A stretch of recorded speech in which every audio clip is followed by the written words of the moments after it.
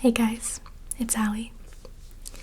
Now, I'm sure you've noticed from the title of this video that this is not Time Travel Tuesday. Time Travel Tuesday will come out this week. I'm just going to release it a little bit later. And the reason for that is that this particular Tuesday, this week, happens to be my channel's 1-year anniversary.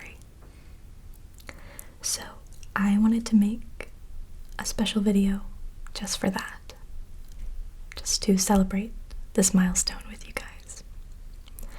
So I'm going to do things a little bit differently.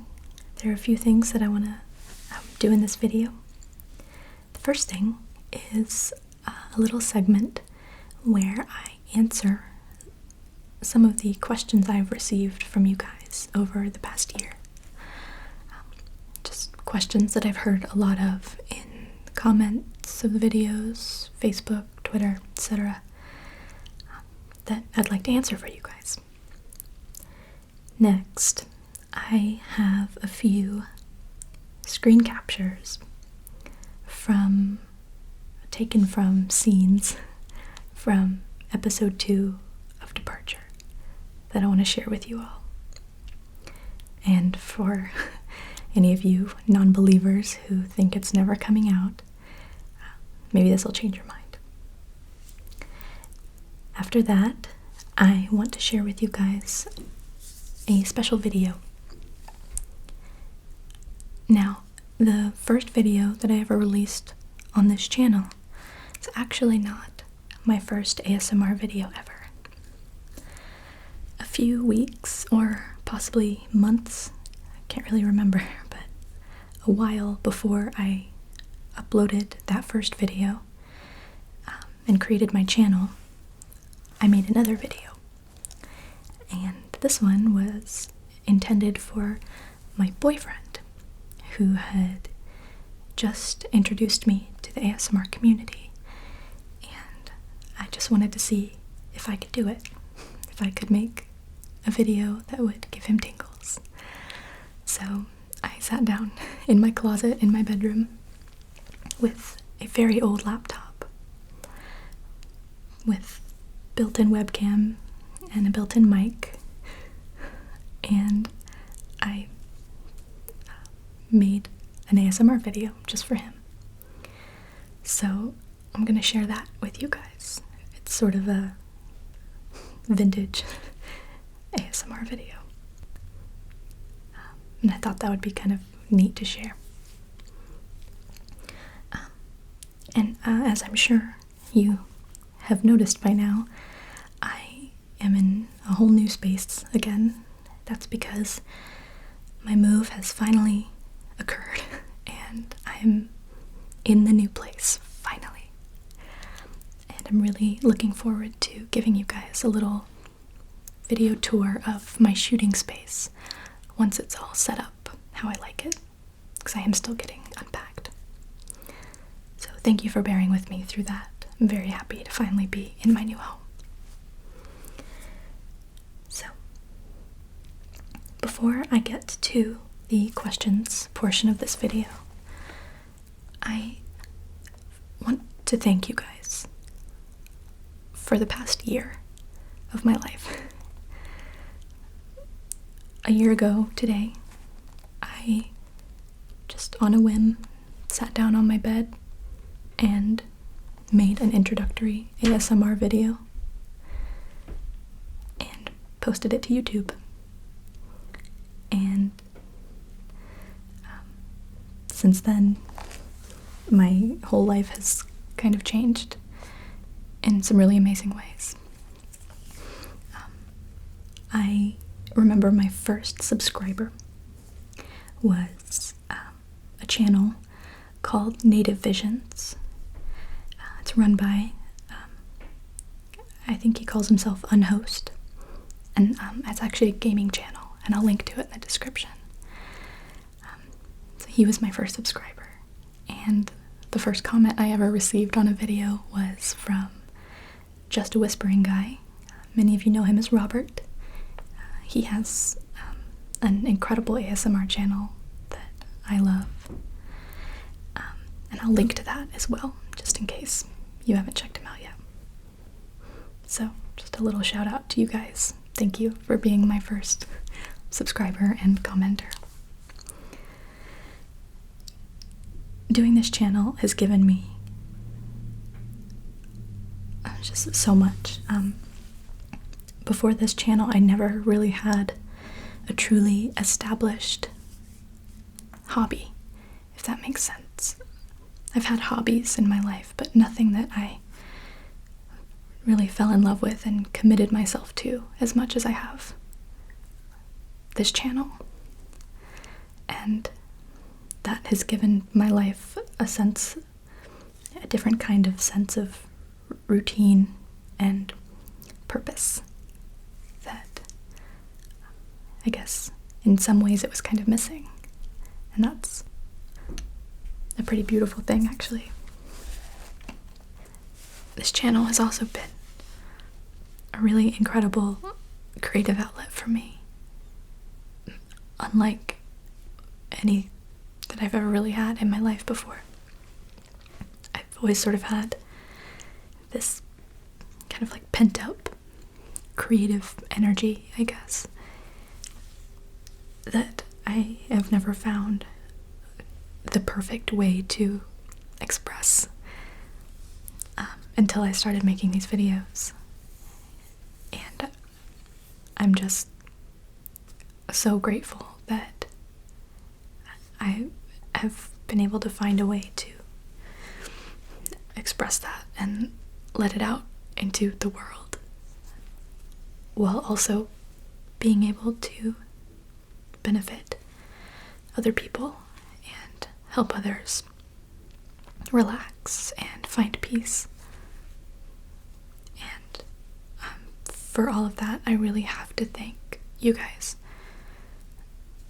The way I see this channel is that, yes, it's my channel, but it's just 50% what I do. It's 50% me and 50% you. And what I mean by that is that if I imagine doing these videos and having this channel without all of your feedback, your comments, and your messages, if I imagine doing this without hearing from you, it would be really different, and it wouldn't be nearly as wonderful. That feedback that you guys provide to me is so important to me. I mean, it's so important that I incorporated it into a weekly video. The Time Travel Tuesday video is based almost entirely on your votes, and that's incredible because so many people choose to use YouTube passively, and that's okay. That's just one way to use YouTube. But all of you who are interacting with me and commenting every video and taking part in surveys and contests, that's amazing, because you don't have to do any of that. So you deserve a huge thank you for that, all of you. And it's because of that, it's because of you guys that I have been able to grow and learn. I learn something new from every video that I release. So thank you so much to all of you. And I also want to, I didn't mention this before, I want to thank the ASMR Reddit community too. Because I remember when I first started, my first roleplay that I ever did was a cranial nerve exam. And my boyfriend posted it to the ASMR subreddit. the response was it was very positive. I got a really good reception for that video on Reddit, and that's continued ever since. And I owe a big thank you to all of you Redditors. So thank you, Redditors, also. So now let's move on to the question answer segment of the video. So I get asked lots of questions about my life and myself, and I have tried to answer a lot of them just by responding to comments and making mentions in videos here and there. But now I want to just do one big altogether session where I answer all those questions that I see repeated over and over again. And these questions are a combo of questions from just comments on YouTube, on the videos, and things that people have asked me recently on Facebook and on Twitter. So I'm going to answer your questions now. One of the questions that I'm asked most frequently, and that I don't even know if I've ever answered, but there has been wide debate about on YouTube, especially recently, is my age. And just to end the argument, I'll tell you, I'm 23. I was born in July of 1990.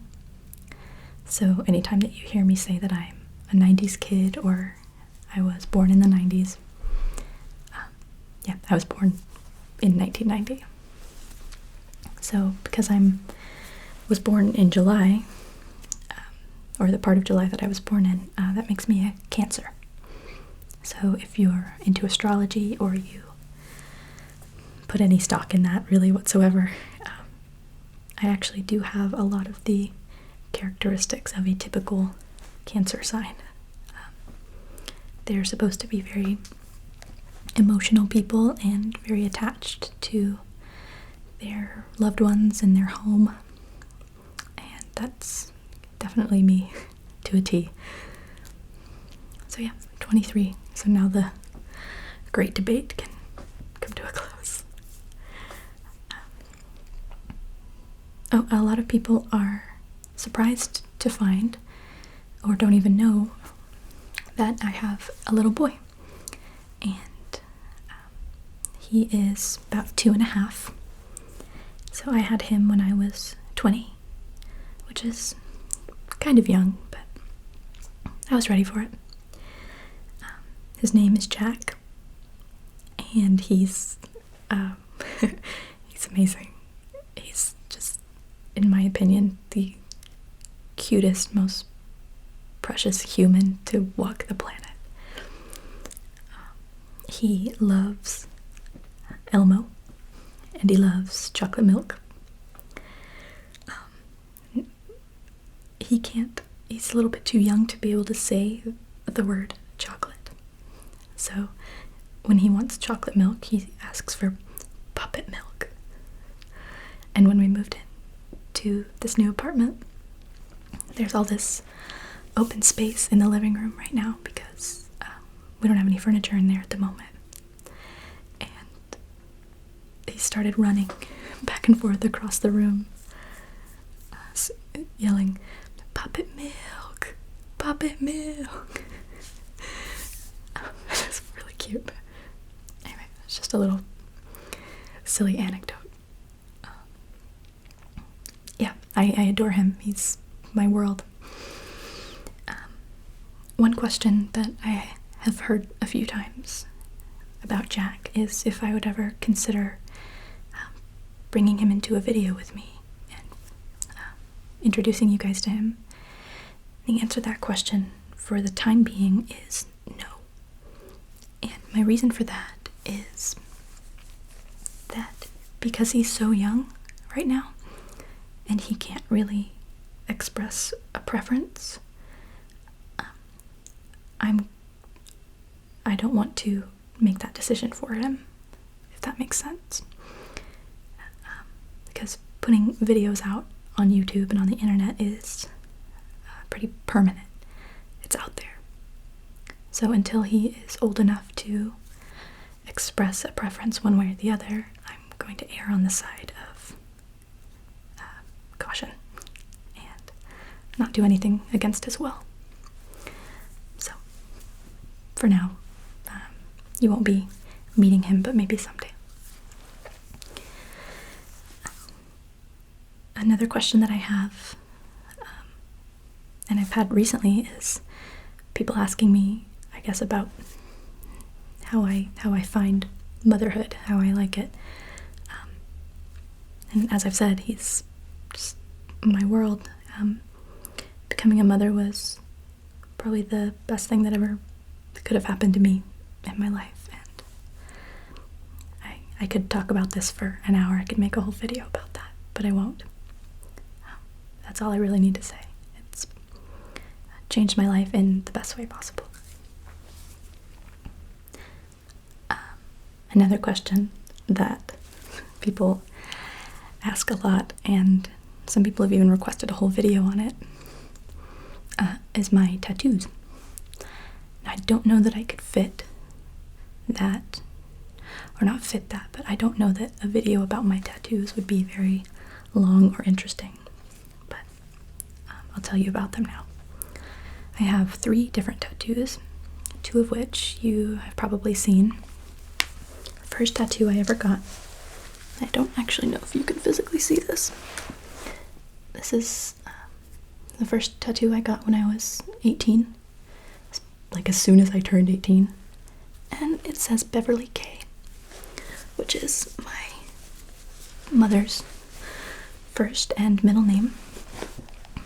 And I lost my mother when I was 9 years old to cancer, and so as soon as I turned 18, I wanted to get a tattoo to sort of commemorate her, and this tattoo I have never regretted. I still love it to this day.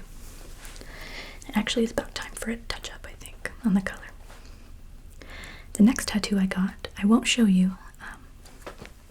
It's not really anywhere bad. I just don't want to have to get up and mess with it, honestly, but it's on my hip. I also don't want to show my hip on camera. It's on my left hip, and it is a really little Star of David, because my heritage, I guess, on my dad's side is Jewish, and I don't practice Judaism myself, but it's a part of my heritage that I value and treasure, and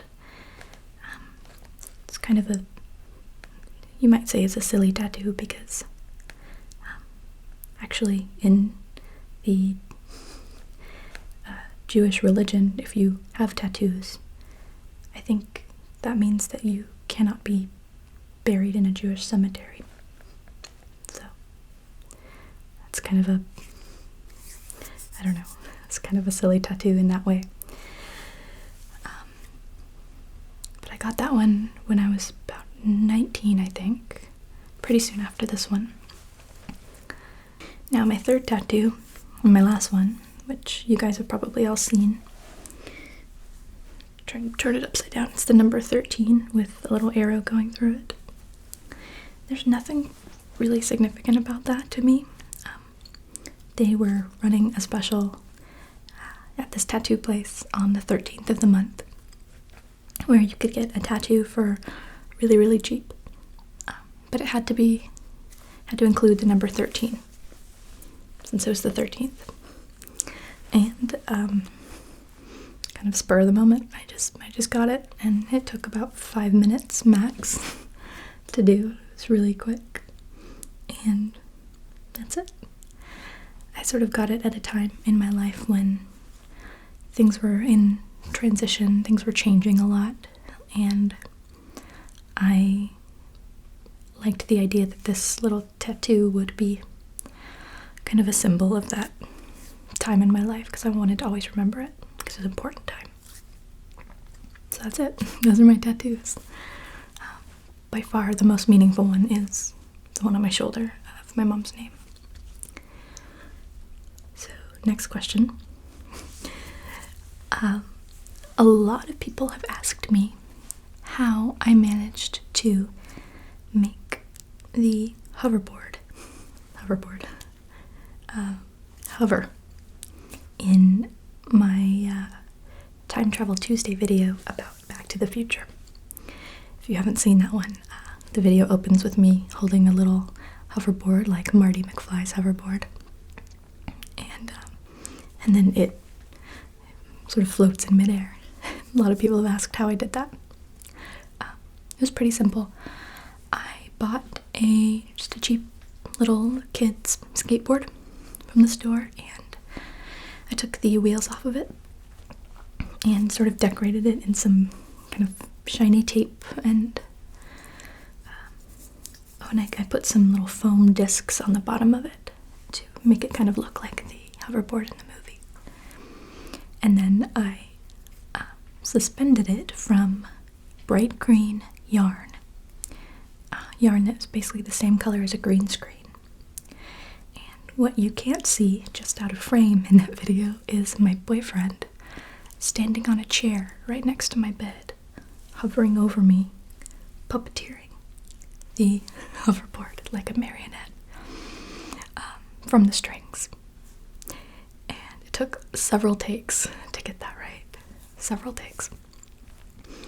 But in post-production, after we finally got the shot, we just keyed out the green yarn on either side of me and filled it in with the actual background so that you couldn't see the strings, so that it looked like it was floating. And that's it. It's pretty basic, but I was really happy with how that one turned out. I thought it looked really cool. So there's that mystery solved. So the next few questions are from Facebook and Twitter, and I wrote them down in my handy notebook so that I wouldn't forget any. So these were recent questions that people sort of submitted. First question is from Courtney Sid. Courtney says, "You've had some very creative ideas." Thank you, Courtney. "What's the craziest idea you've had for a video?" A lot of you guys remember Salmon, the character Salmon, who appeared briefly in my modeling shoot roleplay as a makeup artist. Salmon was a character that replaced another character that I came up with.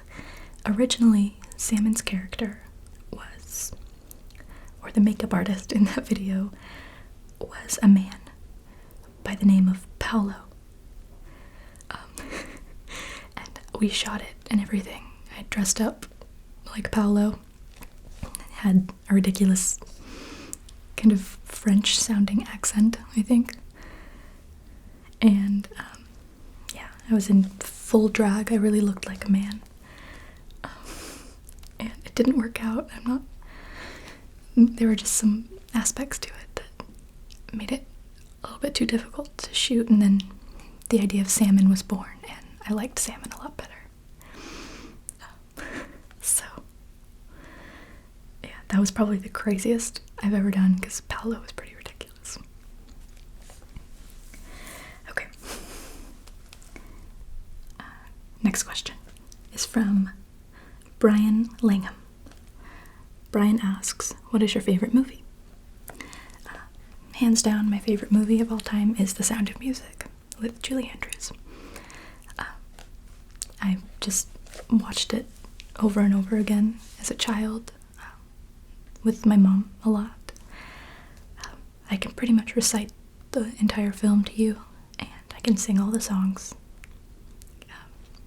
which is a little embarrassing, but it really is my favorite movie, easily. So Sound of Music. The next question is from, I hope that I say this right. I think your name is Jojo Lindgren. I'm sorry if I pronounced that wrong. Jojo says, I'm curious about your herb garden. In a fairly recent Thrifty Thursday video, I planted some herbs in a little kit that I found at the thrift store. And I think I told you guys that I would update you on the progress of the herbs, which I haven't done because there is no progress to report. They didn't even sprout. I did everything right. I watered them just as I should, kept them in the sun, but nothing happened. Not a single sprout, so I kind of suspect that the seeds maybe were too old, possibly, or went bad, maybe just from being in storage or the thrift store for possibly years. So, unfortunately, nothing came of that. So, sorry to disappoint you. Okay. Next question is from Paul Miller. Paul asks, of all the Time Travel Tuesdays you have done so far, which one was the most interesting for you personally to research? Which, if any, made you say, oh, this is cool? That's a really good question. I think that the most interesting ones for me, there's two of them. Most interesting ones have been the Zelda Time Travel Tuesday. Because I didn't know anything about Zelda at all. And it was really fascinating to learn about Zelda. And my other favorite was Nirvana. Because I was not a Nirvana fan until I did this video. And now I actually think that I am a Nirvana fan from everything that I learned. Okay, the next question comes from Kate Monley. Kate asks, who's your favorite superhero and why? And do you like Benedict Cumberbatch? I have two favorite superheroes. As far as the hero himself versus the story, my favorite superhero is Batman. And my favorite superhero story is Superman. Batman is my favorite superhero because he doesn't have superpowers, really. He's just a human. And I guess I should say that Bruce Wayne is my favorite superhero because he's the one that I find the most admirable. His whole superhero persona is based on facing and managing fear, which I think is an incredibly human and relatable theme. And he doesn't have super strength or he can't fly or see through walls. He just harnesses his own fear and channels it into doing good, I guess, and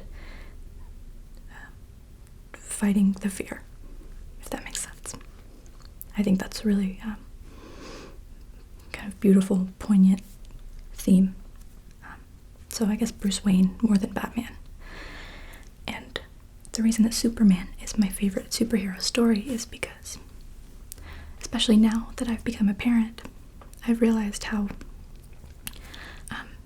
many themes and kind of overtones of parenthood exist in the Superman story. Kal-El had to be sort of given up by his parents, his real parents from Krypton.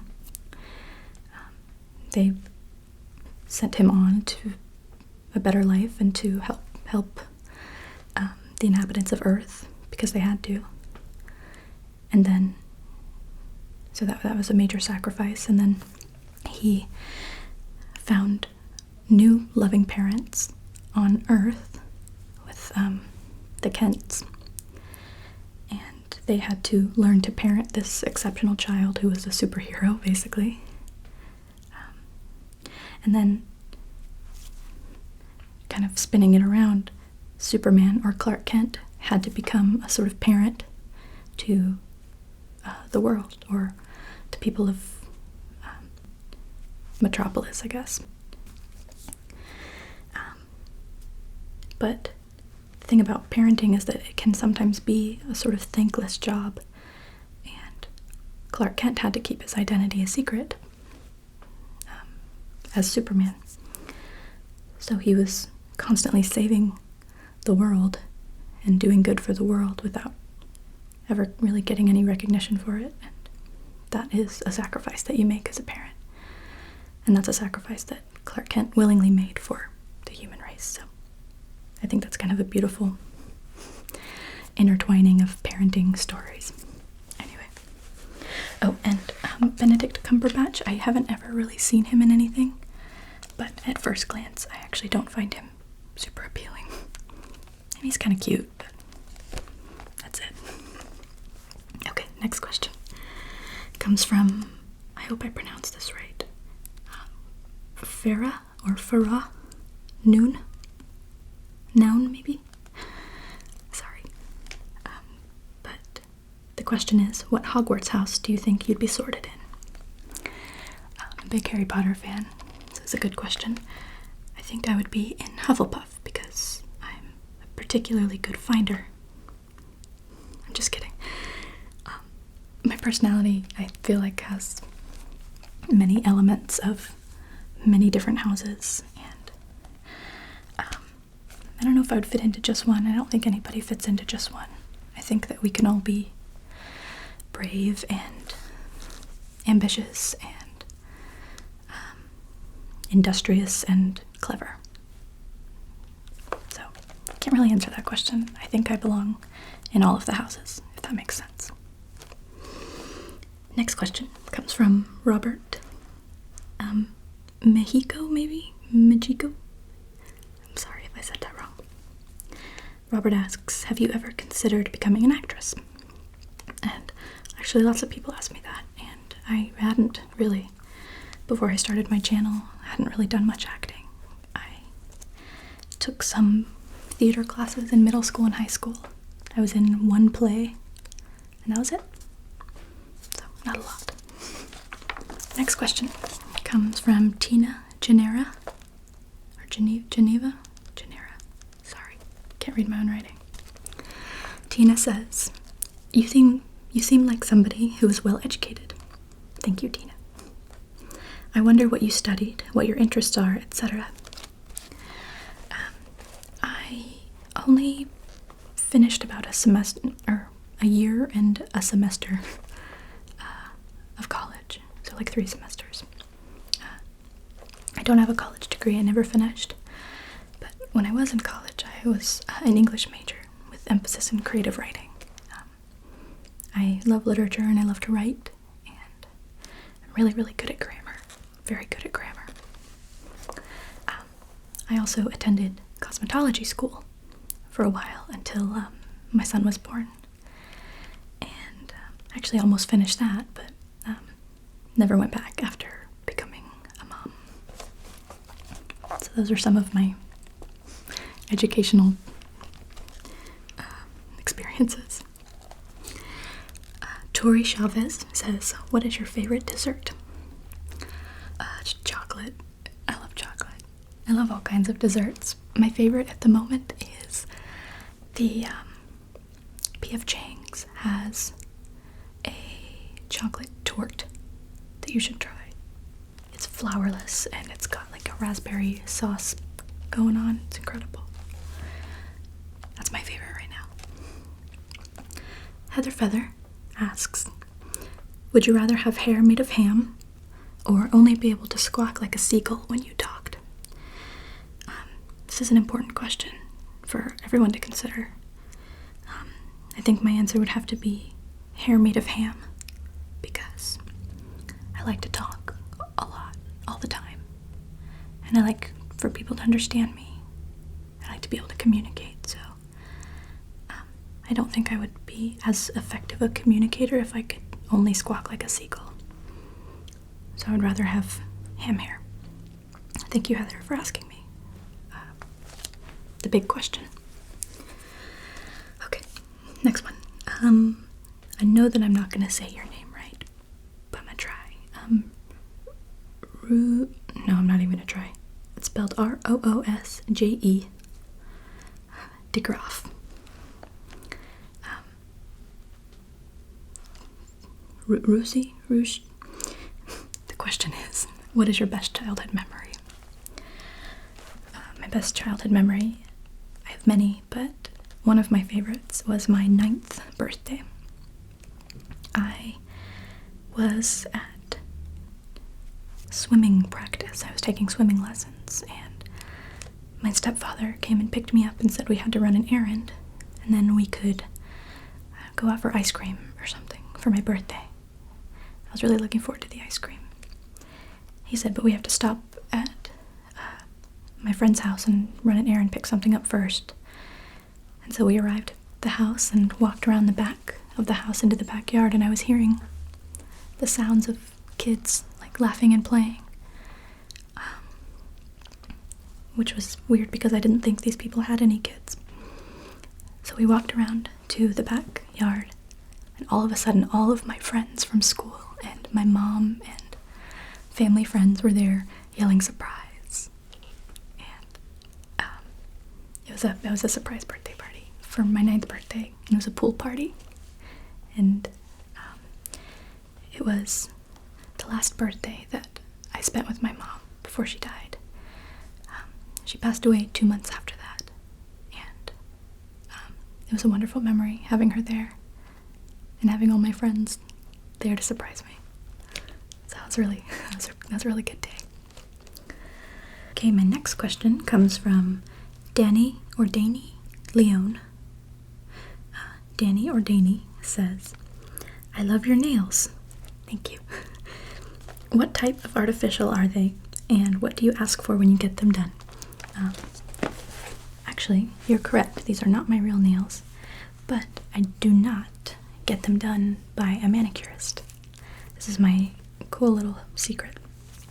As many of you probably have realized about me, I like to save money, and getting your nails done regularly can get expensive, so anytime I want long, pretty nails, I get the press-on kind. Actually, these are glue-on. And this brand is one brand. There's several brands of these. And I have to buy the petite kind because I have tiny little freakish fingers that are very small. And yeah, I just glue these on, and they last about a week, sometimes more. And this one, I think this box costs like $6, and it lasts a decent amount of time. So I actually rarely go to the nail salon to get my nails done. Maybe once or twice a year max, if that. So that's my secret. They're very inexpensive, and I actually like how they look because they're thin and kind of small, and they don't look really obnoxious. I don't know. So that's what I use. Okay, next question comes from Marisha Parker. And she says, what's an aspect of your personality that we never get to see in your ASMR videos?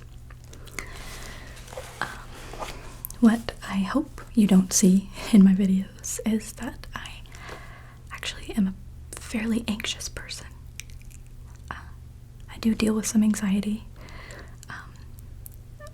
My brand of anxiety especially is almost bordering on a little bit of hypochondria.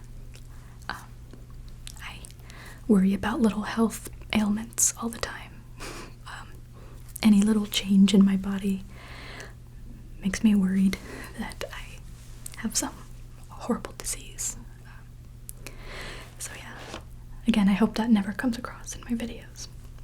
But that's something that I deal with regularly. Also, I have a little bit of a mouth on me. I try and keep it in check because it's not very ladylike, but I have a tendency to swear a little bit more than I should. I keep that under control when my son is around. I've gotten really good about not swearing around him. Because they're like sponges, they'll just soak it up.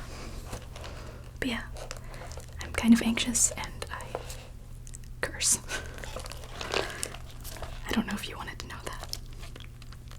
Okay. Alan Noble asks, where is your microphone? Right now, my microphone is right here. I'm pointing right at it. You can't see it, but it's pointing right at my mouth. And if I'm ever using my 3DO FreeSpace Pro, it's right here, right behind the camera, and the ears are on either side of, like, the lens, and just behind it. So, but this is the shotgun mic that I use that's pretty much always right here, or right here. Okay, Elliot Chambers asks, do you ever feel awkward doing one of your segments?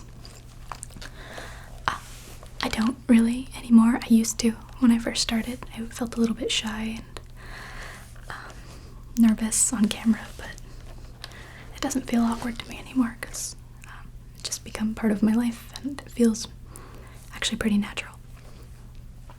I was at a friend's wedding not long ago, and there was, at the reception, there was a camera person somewhere in a back room taking videos of like well wishes for the bride and groom, and guests would come in and sit on a couch and talk to the camera, give a little message to the bride and groom. And I sat down when it was my turn and I accidentally started speaking in my ASMR voice,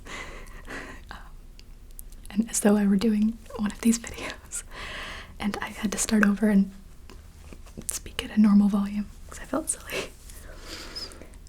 So no, it doesn't really feel awkward anymore. For me, it feels pretty normal. Okay, Trevor Cardinal asks, what made you start doing ASMR and what gives you the best tingles? Well, I've already kind of told the story of what made me start doing it. My boyfriend loved ASMR videos and he got tingles, and I wanted to see if I could give him tingles, and I did. That was my first video, worked for him, and when he encouraged me and told me that I was really good at it, I thought I could try and start a YouTube channel. So I did. And my favorite triggers, the things that give me the best tingles, are inaudible whisper videos, which I love. I love those. And I'm not sure what you would call it, but the videos that include visual ASMR, where people are kind of doing this sort of thing with their hands. Softly Galoshes does really great visual ASMR for me, as well as That ASMR Chick. Those are some of my favorite sort of hand visual ASMR videos. So those are some of my main triggers. I also like really light, soft tapping that you can barely hear. Kind of like that. Okay, did I skip any? No. Laszlo from Hungary on Twitter asks, have you thought that making YouTube videos would be a weekly practice for you? Have you done any filmmaking before? No, when I first started doing this, I never thought that I would be making videos every week, let alone 2 videos a week. I never thought it would become that big a part of my life, and it has, and I love it, and I wouldn't have it any other way. It's amazing. And I didn't really have any filmmaking experience before this. The majority of my filmmaking experience was a movie making summer camp I took when I was like 13 or 14. That's it. Now, for the final question, the number one question that is asked across the board on my channel, on Facebook, on Twitter, everywhere. Where is Departure? Departure has been compared to Half-Life 3, to Dr. Dre's Detox, in that people don't know if they're ever gonna come out, if it's ever gonna happen. Now, I don't know the status of those projects. I don't know about Half-Life 3 or Detox. But I do know that Departure is coming. Despite how long it's taking, despite what it seems like it is coming. And I want to share with you all of the reasons and explanations as to why it's taken me so long to get it out. And I plan to. When Departure is out and it's finished and it's uploaded, I'm going to make a video. Because it's a video's worth of reasons. But I am going to make a video explaining what went into this project and why it has taken so long. But for now, I do have some very recent screen captures that are from the post-production editing process of episode 2 that I want to share with you. And I want to take a minute to apologize for any bumping around that you're hearing right now. My new neighbors above me are really noisy high school students, I think. And between the hours of like 8 a.m. and 4 p.m., I think it's pretty quiet here. But around this time of day, it's just like bowling balls upstairs. And it is the evening right now, so I'm sorry about that. Anyway, I want to share these screen captures with you because I'm really excited about them. Now, this is not the update video that contains the announcement for the release date of episode 2. That is coming, but this isn't it. I just really wanted to share these photos with you because it's really exciting to me. So here are 3 screen captures that I have for you today. Now, I can't say too much about them, but each picture that you see is from a separate scene in the video. Whereas Departure 1, or Episode 1, only had one scene, one continuous scene. Departure 2 has multiple scenes that all sort of fit into one consistent story. So even though these pictures all look very different, they all do tie in to the main story of the episode. This last one is my personal favorite. You might recognize this one from the little teaser that I put out 1 or 2 million years ago, where I showed just a teeny little clip of the scene in which you, the viewer, are just about to be put into sleep stasis for your departure to Gliesa 581G. And so this is a screen cap from that scene, including the spacecraft that you are traveling in on your journey. I love this one. I'm very, very excited about it. So, hopefully these photos can sort of put to rest the rumor that departure's never happening. It's never coming out. Hopefully now, no one can say that departure isn't coming, because it is. So, that is it from me for this 1-year anniversary video. Again, I want to say thank you from the bottom of my heart. You guys have made this past year so amazing and memorable and special in my life. And I couldn't be more grateful to you guys. I love you guys a lot. And yeah, I appreciate everything. So I hope that you have enjoyed this video. And I'll be seeing you all again very soon for Time Travel Tuesday. So now, without any further ado, I want to show you my first ever ASMR video. So, please enjoy the video that follows. Bye, guys. Hi, my name is Allie, and today I'm going to be talking to you about something I'm very interested in, which is poetry. And I'll be talking to you today about a few different types of poems that I'm very interested in, and how they're written, their form and structure. And then I'll give some examples of the types of poems that I'm discussing. And while I'm talking about that, I also have this plate of kosher sea salt, and I have a little plastic knife that I'll be using to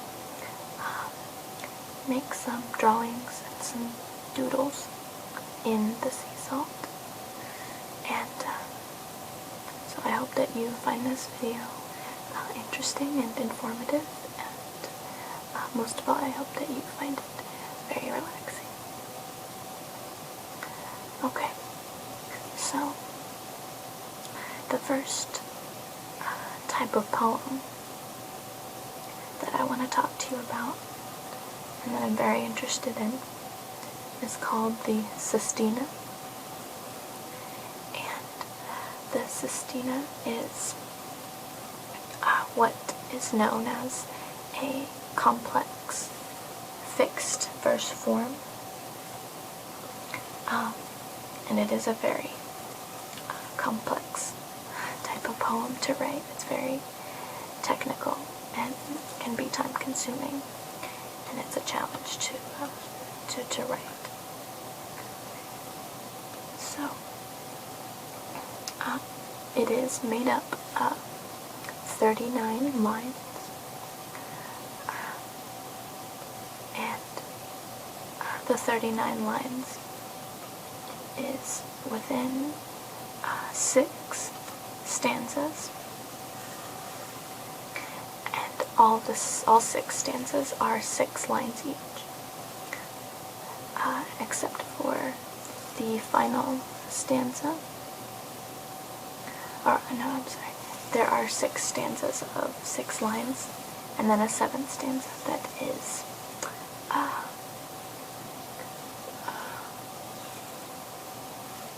3 lines, sorry. It's not 6 lines, but it's 3 lines, and that's known as the envoy. It has that last stanza has a few different names, but I know it as the envoy. So, what is so tricky about the Sestina is that the words that end each line of the first stanza, each of those words is used as a line ending in each of the following stanzas.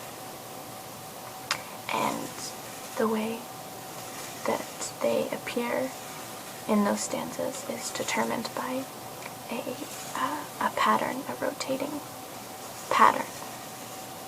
So the very last word of each six lines of the first stanza,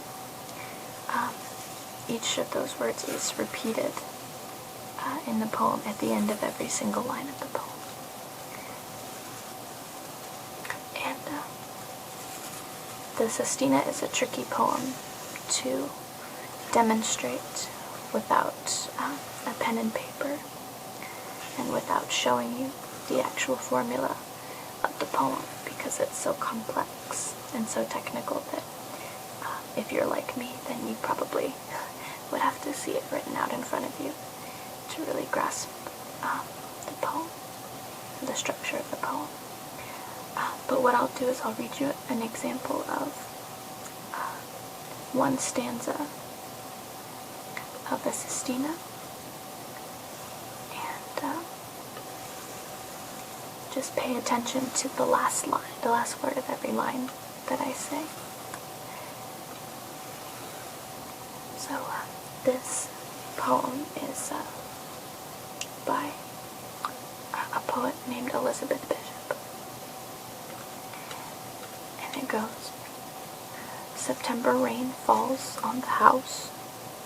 In the failing light, the old grandmother sits in the kitchen with the child, beside the little marble stove, reading the jokes from the almanac, laughing and talking to hide her tears. So, the last word of every line were house, grandmother, child, stove, almanac, and tears. And in the next stanza of the poem, those words appear again at the end of the line, at the end of each of those 6 lines, but in a different order. And so that pattern continues throughout the entire poem until the envoy, the 3-line stanza at the very end. And I like the sestina because it's so technical and so challenging that to write a good sestina takes a lot of time and patience and most importantly a lot of skill. And I find them very challenging myself. So the next poem that I'll describe for you is called a cinquain. And cinquain is actually inspired by the Japanese haiku.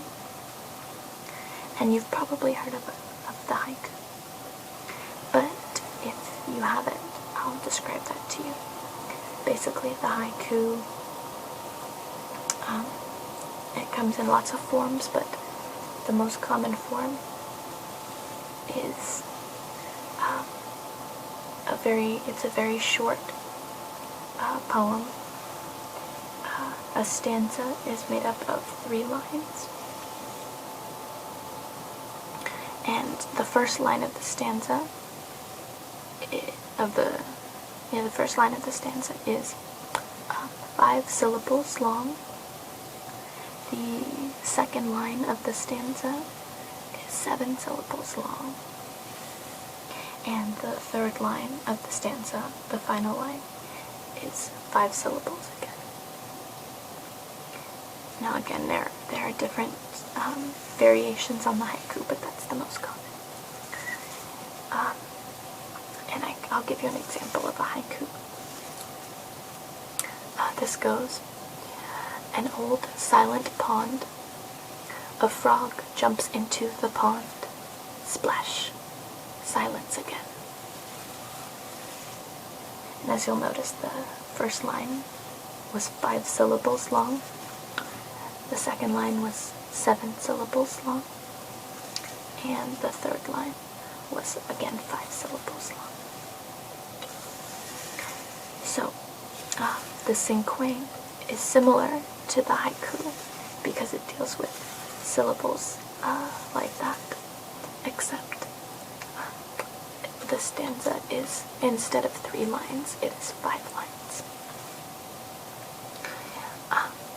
So again, lots of variations on the cinquain, but I'll tell you about the American version, which was invented by a poet called Adelaide Crapsey, and her version is similar to the haiku, but it has 5 lines, and the first line of the stanza is 2 syllables, the second line is 4 syllables, the third line is 6 syllables, the fourth line is 8 syllables, and the fifth line is 2 syllables again. So it goes 2, 4, 6, 8, and then 2.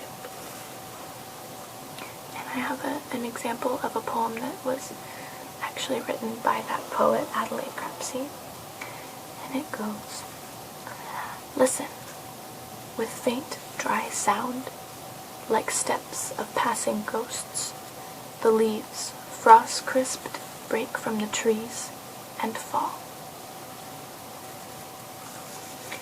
So that cinquain was written in the American form by the poet who invented it.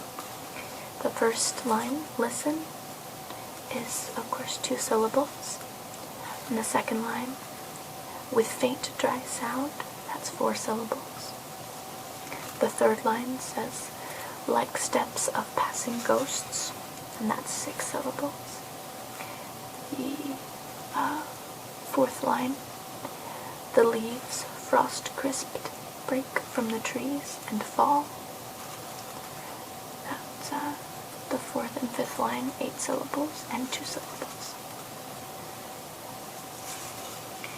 I like that form of poem because it's so similar to the haiku, which is such a beautiful, simple form of poetry, which is so different from the sestina that I talked about a minute ago, which is so complex, and they can be very lengthy also. So the haiku and the cinquain are very different from that complex verse form, and I like that type of poetry as well. So the very last type of poem that I'm going to describe for you is, this one's really neat. It's called the Villanelle, and it's a little difficult to explain, but once you hear the example, it will make a little bit more sense. So the Villanelle has only 2 rhyming sounds, and what that means is that only 2 words are rhymed throughout the entire poem. In this case, in the example I'll give you, the words are night and day.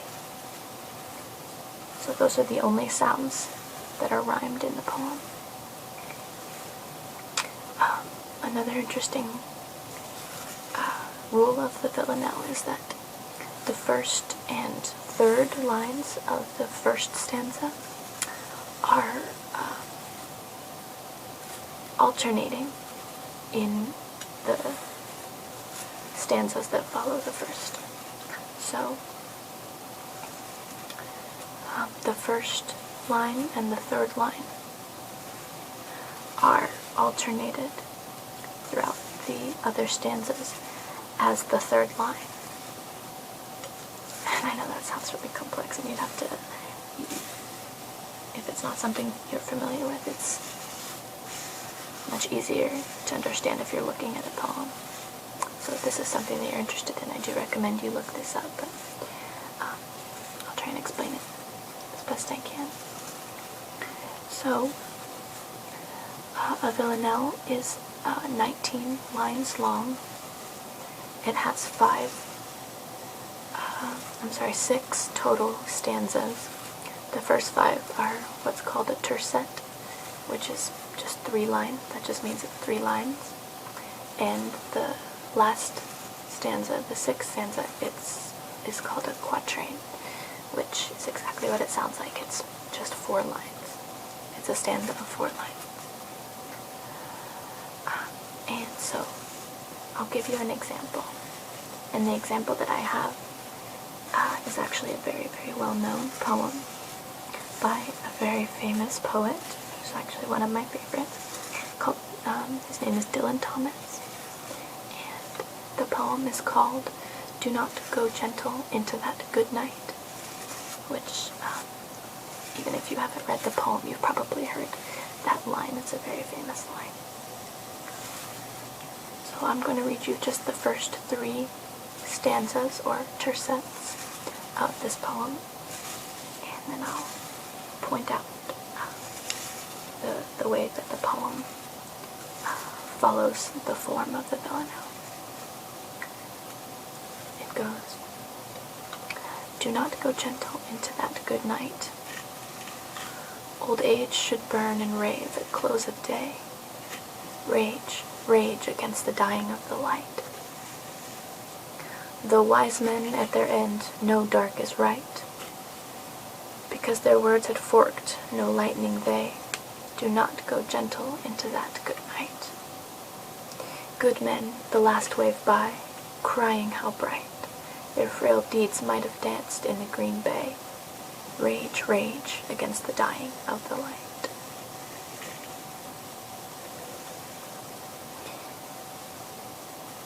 And so those were the first 3 tercets, first 3 stanzas of that poem.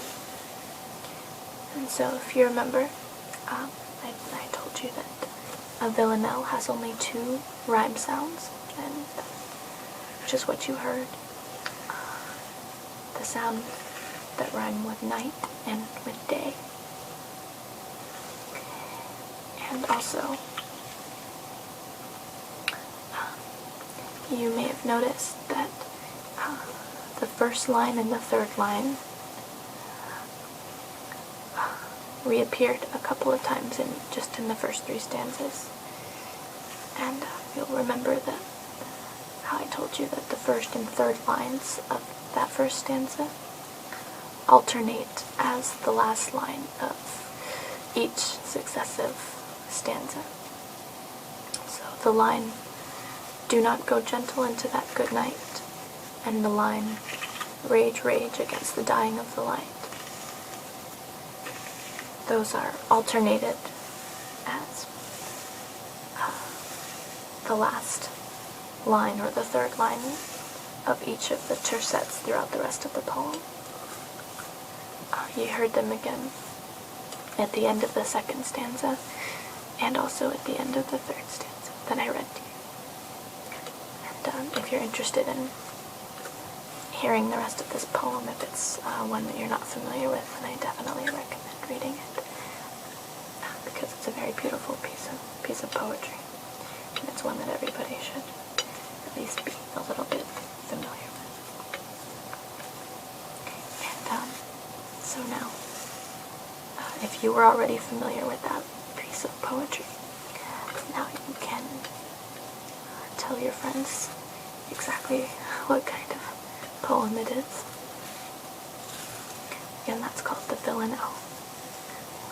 And so we have gone over a few different kinds of poetry tonight. We talked about the sestina, which is 39 lines, and consists of 6 stanzas of 6 lines each, and finishes with a 3-line stanza known as the envoy.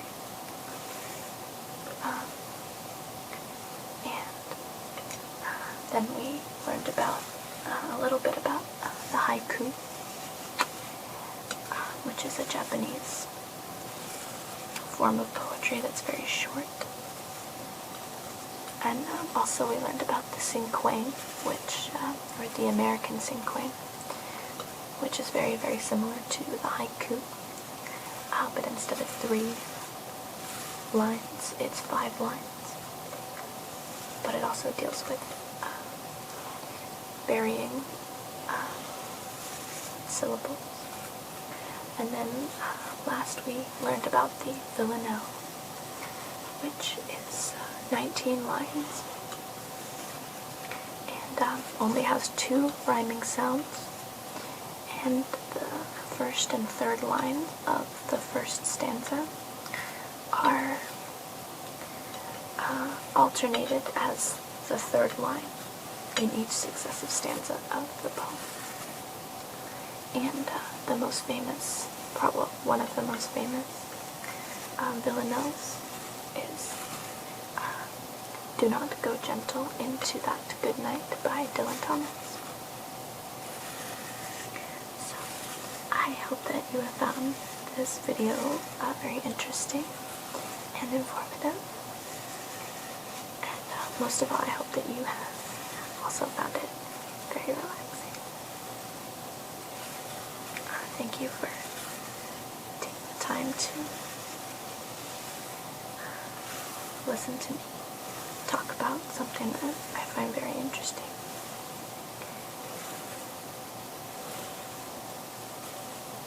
And I hope that you have sweet dreams.